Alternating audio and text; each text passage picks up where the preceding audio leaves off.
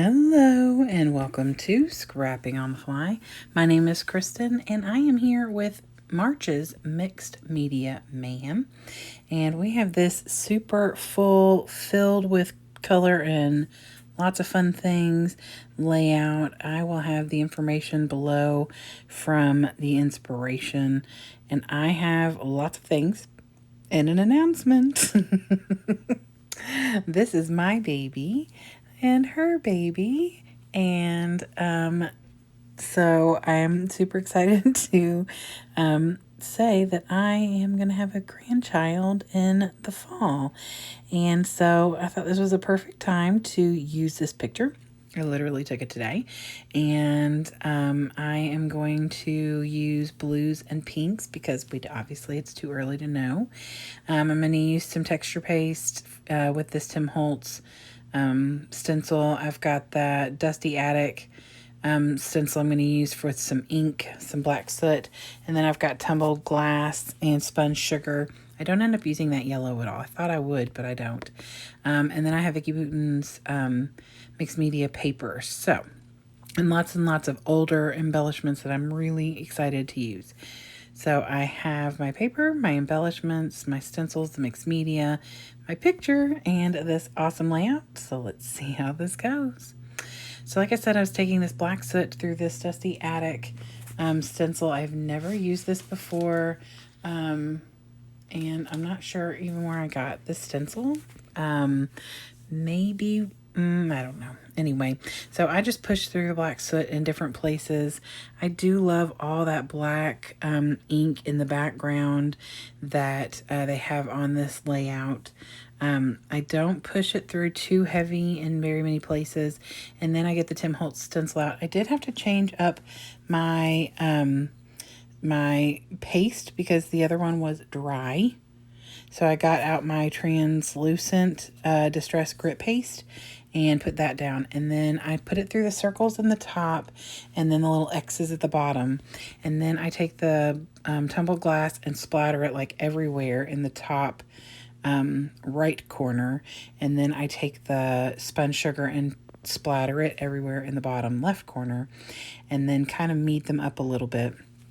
In the layout, the inspiration layout, of course, it is more ink put down with like a blending brush or something, but I decided that I wanted to use the splatters. I pull out some doilies that I've had for not that long, but I've got a bunch of them and I never remember to use them. So in the inspiration layout, she also has some white little tags sticking out. So I've got a couple of those that I found in my stash. I'm using, like, this is all just stash bashing right here. None of this is from a collection. It's all just stuff that has been in my baby boy, baby girl, or just baby in general layout. Boxes. And then I got some pink and blue embroidery thread. And I just kind of tied it together in one place. Now I want it to be pretty close to a good circle.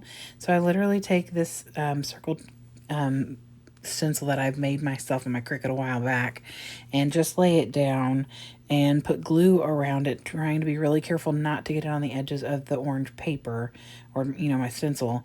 And then I'm going to take the thread, which I've already started, and just follow it around so that it's pretty close to a, obviously not perfect, but pretty close to a circle. If I did it without that, promise it would look like an egg or something extremely wonky. Because circles and no. It would not have looked at all like a circle. And I know a lot of it is covered up and you don't see much of it. In the inspiration piece, you can see a little bit more and it actually comes over the picture and over some of the embellishments. But I've kind of got some of the embellishments going over, like I'm putting this tag down and then this white tag down just because, one, I didn't get them down before I put the string down. And I felt like if I put the picture down here in the middle, you'll be able to see a lot more of that thread over to the side. But then I put the florals there, so it's fine. You can see it peeking out in 3 or 4 places, and I'm perfectly fine with it. I do love the way this layout turned out. I did map my picture in white because it lightens up the picture a little, and then again in black so it would stand out on the background. And then I'm just going to add these little flowers. Now, these flowers came from some Facebook Marketplace thing. I didn't buy them specifically, but I bought something and they were in the mix or something like that, I think. I've had them for a while. I haven't bought anything off Facebook Marketplace in, I don't know, 4 years, 3 or 4 years or something like that, close to that. So I just put these little 3 clusters. I built the flowers myself. They were individual things, and I got these little button brads and put them, attached them together with that. I thought it was really cute, because one of the embellishments that I use, I think has buttons on it. Yeah, this one right here I'm putting down now is a little pacifier. I just wanted to stick a few little things like that in here. There's really not a ton of space because I don't want to cover up all that mixed media or the little doilies. I had to think of the word, guys. Jeez. But I wanted to get some of these little embellishments used. So this is like a little baby bottle. There's some like bath stuff. I put a little ducky up in the top. I'm going to put like a little blue whale in the top. One of those little blue baby bottles you see over on the right side. I'm going to stick that in there. I just love the way it turned out. It's kind of, I mean, it's pretty close to the concept of this inspiration piece. I do matte mine, only because I love how in the inspiration, the way the picture was taken, it's kind of rounded at the corners and there's like black corners. It almost looks like one of those old school, you know, when you put old pictures in a, like the little corner holders so you don't have to glue them down. It's what it reminded me of, and I thought, you know, I think I'm going to matte this whole thing. So I did trim my mixed media paper down just a little. I wanted a very thin black border, and so I almost forgot. I do that all the time, but I luckily, before I end this video, remember, and I'll get that on there. I'm just putting little bits and pieces in here. Now this, what I'm putting on here now, that little strip you see over there on the left I just picked up, that is from Creative Memories. 1995. Those stickers were made before either of my babies were born. So that says something. The big sheet I've got right now is from Miss Grossman's, and I think they're from like 1998. So I'm sure that I bought that stuff or was gifted that stuff when my daughter was born in 2001. So yeah. Y'all, I have so much stuff that's so old and it just makes my heart so happy to use it. I'm sure as the time goes on, like when we do and we're going to do some kind of a baby reveal, gender reveal, or something. So I'll be able to use a lot of the boy and girl, embellishments at that point. But it's fine, you know, but if I can get all these things used up, or quite a few of them, that'll be lovely. I was debating back and forth about the title. Originally, I thought I would name it Babies. Then I thought, oh, I don't want anybody to be like looking at it and thinking, oh, she's having twins. We're not hoping for that.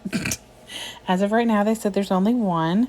They said that sometimes after 10 to 15 weeks, that's, you know, you could see more than one, but we're hoping that just one. But whatever is there, it's fine. So anyway, I did decide to title it Her Baby, My Baby, because of the picture, you know, the ultrasound is up at the top. So I put her baby first and then my baby at the bottom, because that's my sweet little girl seeing her baby for the first time and hearing the baby's heartbeat. And I did do a live picture so that if you push it, you can hear it. And it just makes this grandmother's heart very happy. And I don't know what I'm going to be called yet, so I can't title things that have to do with that, but we'll get there. So here is the inspiration layout. Again, stunning. I love this. It's so gorgeous, and I am thrilled with the way it turned out with the blues and the pinks with a little bit of yellow and all the little goodies that are tucked in. And I just have had the best day being there with my daughter and the dad and listening to my grandchild's heartbeat for the first time. So anyway, I hope y'all have a fantastic day. I would love it if you would go check out all the people who are hopping along with Mixed Media Mayhem. All that information will be below.